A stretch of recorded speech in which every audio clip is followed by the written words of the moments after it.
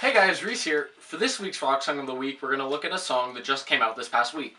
What we're looking at is Hail to the King, a song by Avenged Sevenfold, and it's the first single off their upcoming album, which is also called Hail to the King.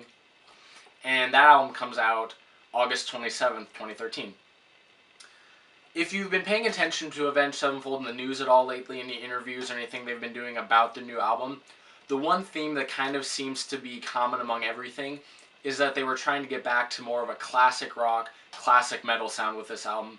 They talk about being influenced a lot by Led Zeppelin and Black Sabbath as they were writing and recording these songs.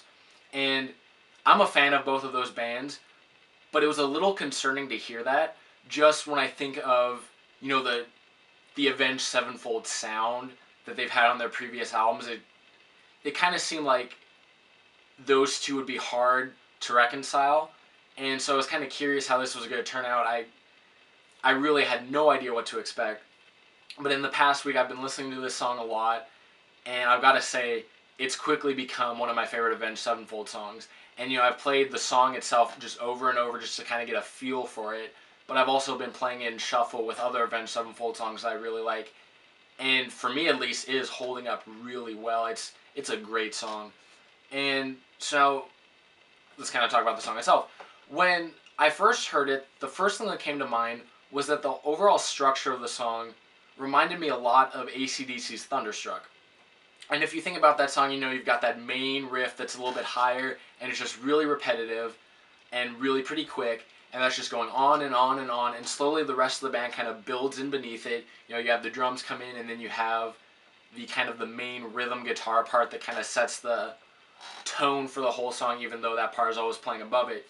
And the very same thing happens with this song. You start out with a high repetitive part on the guitar that's very quick, going along, and then the cymbals come in, and it's just the cymbal tap, and then you have the guitar set that main crunchy riff, and then suddenly, the rest of the drums come in and the bass comes in, and it all comes together.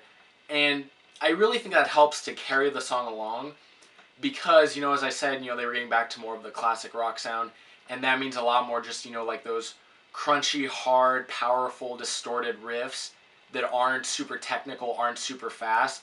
And so having this part layered on top of that kind of helps to keep the Avenged Sevenfold integrity going along with the song, even with, this deeper, richer guitar riff, which I really enjoy. I love the tone that they get in this song, and it just sounds really cool, so want to be listening for that when you check it out. M. Shadows is one of my favorite vocalists. He's got a different voice. It's almost a little bit harsh when you think about it, and it works out. It plays really well in this song. I really like what he does in the chorus, but the verses to me are just as cool. And I like it when a song, sometimes I feel like the verses are just kind of like the in-between points, but they really put a lot of work, and he put a lot of effort into the verses, so the whole song is really something I can enjoy listening to. If we're going to talk about new Avenged Sevenfold recording, obviously we're going to have to mention the drumming at some point. And the Rev's not here, unfortunately. He brought something to their songs that was just so powerful that when I listen to old Avenged Sevenfold songs, I feel like I'm listening to them for the drumming as much as I am for the other parts, which you don't get in a lot of bands. And I feel like this loses that just a little bit. The drumming's not bad by any means. It's very good, but it doesn't have that raw power that the Rev brought to the songs. It doesn't have that wow factor that makes you say, oh, I'm going to listen to the drums right now. And so, that's just something to remember. There's a lot more going on in the song, and I don't think it detracts from the song at all. It just, for a lot of Avenged Sevenfold fans, it's something different.